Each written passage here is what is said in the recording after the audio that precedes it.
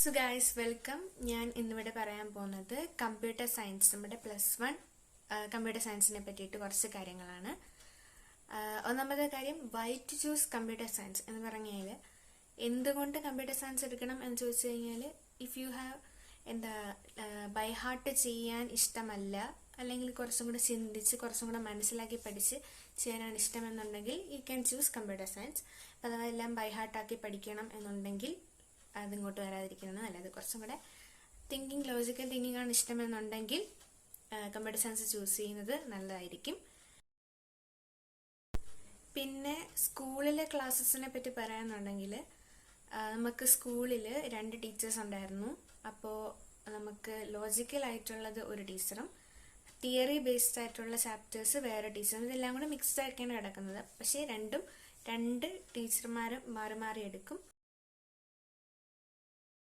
പിന്നെ നമ്മൾ ഓരോ ചാപ്റ്റേഴ്സ് ആയിട്ട് എടുത്ത് നോക്കിക്കഴിഞ്ഞാൽ, നമുക്ക് ഫസ്റ്റ് ചാപ്റ്റർ എന്ന് പറയുമ്പം കമ്പ്യൂട്ടറിന്റെ ഹിസ്റ്ററി, എങ്ങനെയാണ് കമ്പ്യൂട്ടർ ഉണ്ടായത്, മീൻസ് ആ ഓരോരോ സെക്ഷൻസ് ആയിട്ട് നമ്മൾ അതിനെ പറ്റിയാണ് പഠിക്കുന്നത്. പക്ഷേ ഇത് അല്ല നമ്മൾ കമ്പ്യൂട്ടർ സയൻസ് എന്ന് പറയുന്ന ഫുൾ സിലബസിൽ പഠിക്കുന്നത്. ഫസ്റ്റ് എന്ന് പറയുന്നത് ജസ്റ്റ് നമ്മളൊന്ന് അറിഞ്ഞിരിക്കാനുള്ള സംഭവങ്ങളാണ്. അത് ഫസ്റ്റ് ചാപ്റ്റർ അധികം വെയിറ്റേജും കുറവാണ്. ഇപ്പം നിങ്ങൾക്ക് എന്തായിരിക്കും ഇതിൽ നമുക്ക് പഠിക്കാനുള്ളതെന്ന് അറിയാൻ ക്യൂരിയോസിറ്റി ഉണ്ടെങ്കിൽ സെക്കൻഡ് ചാപ്റ്ററിന്റെ ക്ലാസ്സസ് നോക്കിക്കഴിഞ്ഞാൽ ഇറ്റ് ഈസ് ഗുഡ്. അത് സെക്കൻഡ് ചാപ്റ്റർ ഏറ്റവും വെയിറ്റേജ് ഉള്ളതുമാണ്. അപ്പം നമ്മളത് നോക്കുമ്പോഴത്തേക്ക് നമുക്കൊരു ഐഡിയ കിട്ടും, ഇന്നതാണ് നമ്മൾ കമ്പ്യൂട്ടർ സയൻസ് എന്നുള്ളത്. പിന്നെ ഉള്ള ചാപ്റ്റേഴ്സ്, പിന്നെ മൂന്നാമത്തെ ചാപ്റ്റർ കുറച്ച് തിയറി ബേസ്ഡ് ആണ്. പിന്നെ എല്ലാം അല്ലാതെ നമ്മുടെ ഈ ഒരു കമ്പ്യൂട്ടർ സയൻസുമായിട്ട് ബന്ധപ്പെട്ട് കണക്ട് ചെയ്ത് നമ്മുടെ പ്രോഗ്രാമിങ്ങിന്റെ ബേസ് ആണ് നമ്മൾ പഠിക്കുന്നത്. അത് കഴിഞ്ഞിട്ട് പിന്നെ 11ാമത്തെ 12ാമത്തെ ചാപ്റ്റേഴ്സ് കുറച്ച് തിയറി ബേസ്ഡ് ആണ്. അത് കുറേയൊക്കെ നമ്മൾ ബൈ ഹാർട്ട് ചെയ്ത് കാണാതെ പഠിച്ചേ പറ്റത്തുള്ളൂ. എന്നാലും നമ്മൾ ഇൻട്രസ്റ്റോടുകൂടി പഠിച്ചാൽ എളുപ്പമായിരിക്കും.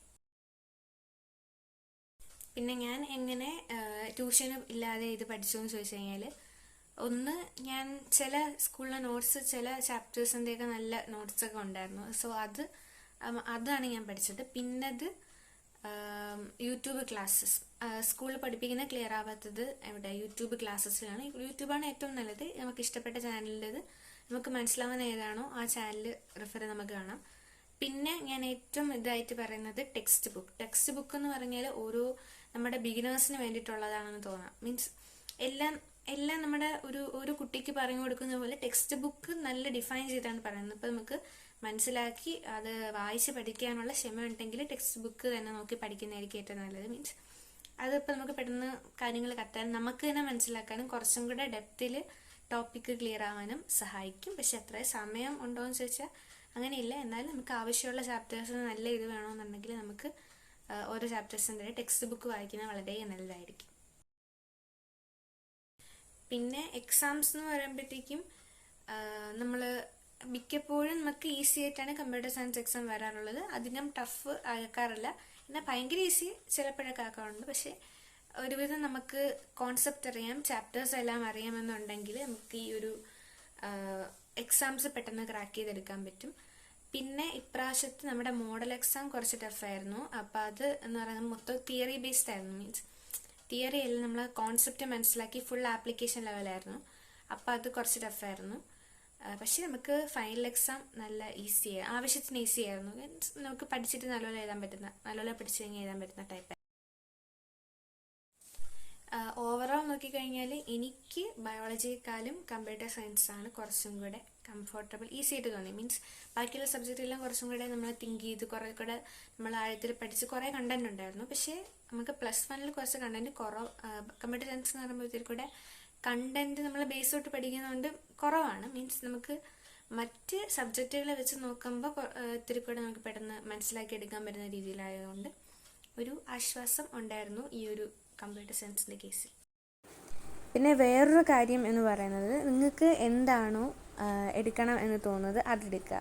പിന്നെ ബാക്കിയുള്ളവരുടെ ഇൻഫ്ലുവൻസ് കൊണ്ടൊന്നും എടുക്കാൻ നിൽക്കരുത്. കാരണം സയൻസ് എന്ന് പറയുമ്പോൾ അത്യാവശ്യം കുറച്ച് ടഫായിട്ടുള്ള ഇതാണ്. പിന്നെ നിങ്ങൾ ഭാവിയിൽ എടുക്കാൻ പോകുന്ന ഏത് സെക്ടറാണോ അതും കൂടെ ഡിപ്പെൻഡ് ചെയ്തിട്ട് ഇപ്പോഴത്തെ കോഴ്സ് സെലക്ട് ചെയ്യുന്നതായിരിക്കും നല്ലത്. പിന്നെ കമ്പ്യൂട്ടർ സയൻസ് ആകുമ്പോഴത്തേക്കും നിങ്ങൾക്ക് പിന്നെ മെഡിക്കൽ ഫീൽഡിലോട്ട് പോകാൻ പറ്റത്തില്ല. അപ്പം അതും കൂടെ ഒരു ഇത് വേണം. ഇനി ഞാൻ മെഡിക്കൽ ഫീൽഡിലോട്ട് ഒട്ടും പോകത്തില്ല എന്ന് ഉറപ്പുണ്ടെങ്കിൽ മാത്രം കമ്പ്യൂട്ടർ എടുക്കാൻ വേണ്ടി ശ്രദ്ധിക്കുക. പിന്നെ ഇപ്പോൾ ഞാൻ ചേരുന്ന സമയത്ത് എൻ്റെ അടുത്ത് ആരും ഇങ്ങനെ കമ്പ്യൂട്ടർ സയൻസ് ഒന്നും ഇല്ലായിരുന്നു. എങ്കിലും എൻ്റെ ഒരു ദുർവാശി കാരണമാണ് ഞാനത് എടുത്തത്. പക്ഷേ എനിക്കതിൽ റിഗ്രറ്റ് ചെയ്യേണ്ടി വന്നില്ല, കാരണം അത് എൻ്റെ ഡിസിഷനായിരുന്നു. അതുകൊണ്ട് നിങ്ങൾക്ക് ഏതാണോ എടുക്കണം എന്ന് തോന്നുന്നത് അത് ചൂസ് ചെയ്യാം. വേറെ ആരെയും ഇൻഫ്ലുവൻസ് കൊണ്ട് എടുക്കാതിരിക്കുന്നതാണ് നല്ലത്. നിങ്ങൾക്ക് ഇൻട്രസ്റ്റ് ഏതാണോ ആ ഇൻട്രസ്റ്റ് ഉള്ള സബ്ജക്റ്റ് ഇൻട്രസ്റ്റോടുകൂടി പഠിക്കുമ്പോഴാണ് അതിൻ്റെ ഒരു എഫക്റ്റ് ഉണ്ടാകുന്നത്. So thank you for watching my video.